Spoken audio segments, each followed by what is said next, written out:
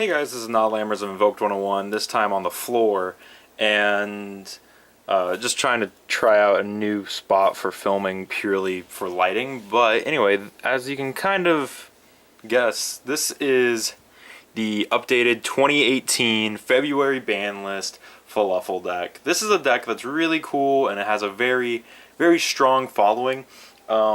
I'm not running Brilliant Fusion in it, just getting that off the bat, but if I had Brilliant Fusion, I'd probably be running it in this deck, as it's actually pretty strong in this deck. But this is a more, I guess, like pure build. Anyway, we'll jump into the monsters, we'll talk about why we play each ratio, and then we'll jump into the spells, traps, and of course, the extra deck eventually. So, without further ado, let's get, let me move this, let's zoom in and take a look at the monster lineup. So for our Fluffal monsters, we are running 3 Fluffal Dog. This guy searches out Edge Imp Sabers or any Fluffal card when he's normal or special summoned, and I believe that is it.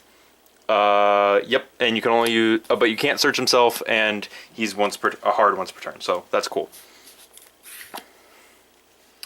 3 Fluffal Mouse. I feel that this is actually really strong in this format, being able to summon 3 Fluffal Mice to go into Sabertooth, and then still have a little bit of a body on board.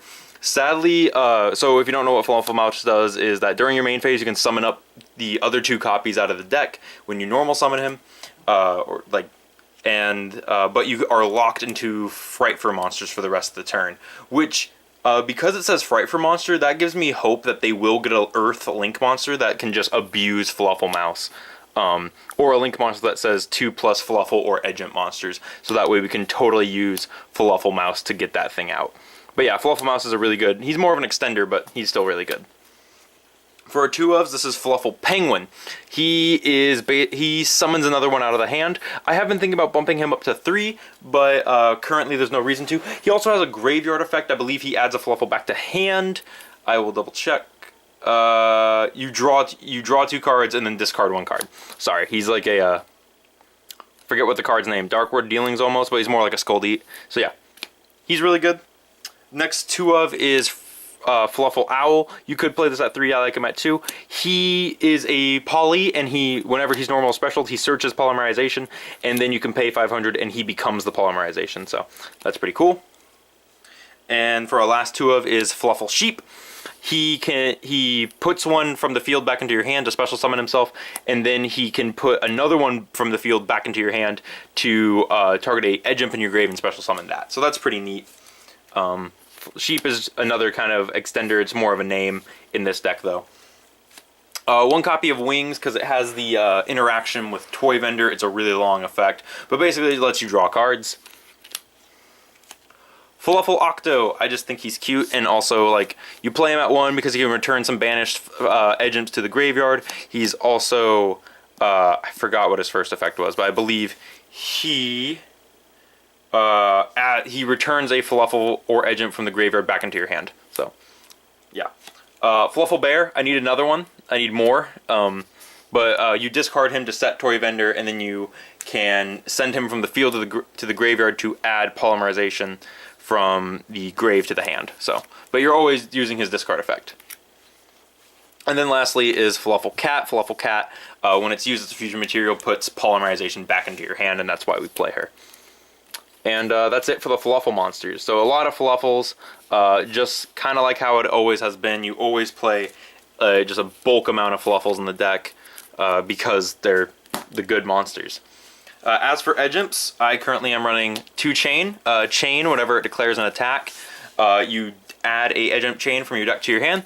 Then what he can do if he's sent from the hand or field to the graveyard by a card effect, he adds a Fright for card from your deck to your hand. So you use him to search Fusion. That's why we play 2, because he's really good. And then the last one that we run is 2 copies of Sabers. This one, again, is just a name because the entire deck searches it, although it does have a self-revival effect to put a card back on top, and then you can discard a card to interact with Toy Vendor and special summon it. So he actually is kind of okay. And for the last card we run 3 copies of King of the Swamp to discard Poly, and because it replaces Edge Imp Sabers in our hand. He just has a lot of good interactions with the deck. But yeah, that's it for the main deck monsters. I know it's kind of like wonky and it's more of a classic funky build, but I like it. So into the spells and traps, we are running 2 regular polymerizations because this deck needs it, and then we're running 1 copy of Fusion Sub because we can search it, and it actually does help out this deck a lot, being able to put back a dead Sabertooth to draw a card and then recycle it and use it later. And then along with these, we're using 2 copies of Frightfur Fusion. This is just a Miracle Fusion for Frightfurs, so there you go, really easy. And then 2 copies of Instant Fusion to turbo out Sabertooth. This summons Sheep, and then you fuse Sheep with Fluffals or Edgeums, and you get yourself a Sabertooth. So, yes. Very, very good. The next card is 3 copies of Toy Vendor. If you don't know what Toy Vendor does, you discard a card, discard 1 card, draw 1 card, reveal it. If it is a Fluffal, you can either special summon it or add it to your hand. If it's neither of those things, if it's not a Fluffal, send it to the graveyard. And then if this card is sent to the graveyard, you can add 1 Fluffal monster or Edgeum Sabers from your deck to your hand. So pretty good even if you draw it off itself. 1 copy of Suture Rebirth to revive a dead, it's like a in-archetype monster reborn. 1 Frightfur Factory to banish a Poly to use it again in your hand. 1 copy of Dark Hole for the board wipe. And lastly, this card gives this deck so much more utility. 1 copy of Monster Reborn. Very useful in this deck, especially since, I don't know, just to revive our fusion monsters, I guess, it's super good. And we only run 2 trap cards, and it's just 2 copies of Bottomless Trap Hole. This could be Solemn Strikes, they could be whatever you want. Like I say with most of my trap cards, these are just the ones that I like in this deck. And that is it for the main deck. I actually really like this main deck. I think it's actually pretty strong. It's one of those things where it's just like, oh, that works really well. So, and it works pretty okay in Link format.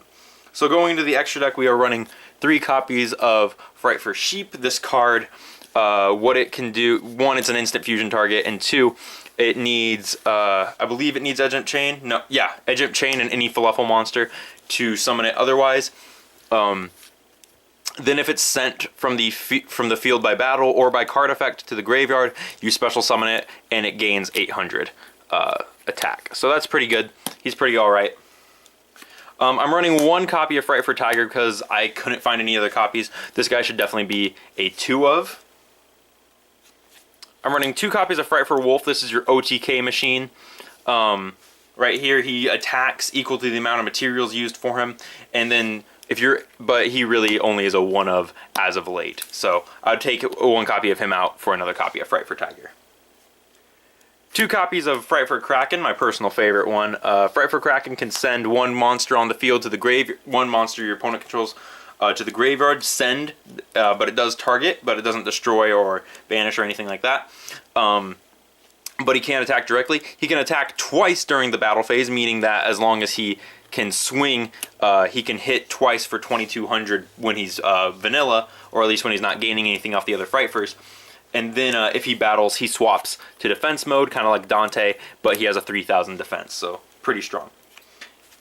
Okay, and then 1 copy of Frightfur Daredevil. I'm running this not because of the burn or anything, but because it's another really easy Frightfur to summon. It needs any Edgeum and any Fluffal, and then whenever it dies, whenever it goes to the graveyard, it burns your opponent for 500 per Frightfur in your graveyard. So that's pretty okay. It also has burn damage whenever it destroys something, I believe, but it's not the greatest. You just run it for the name.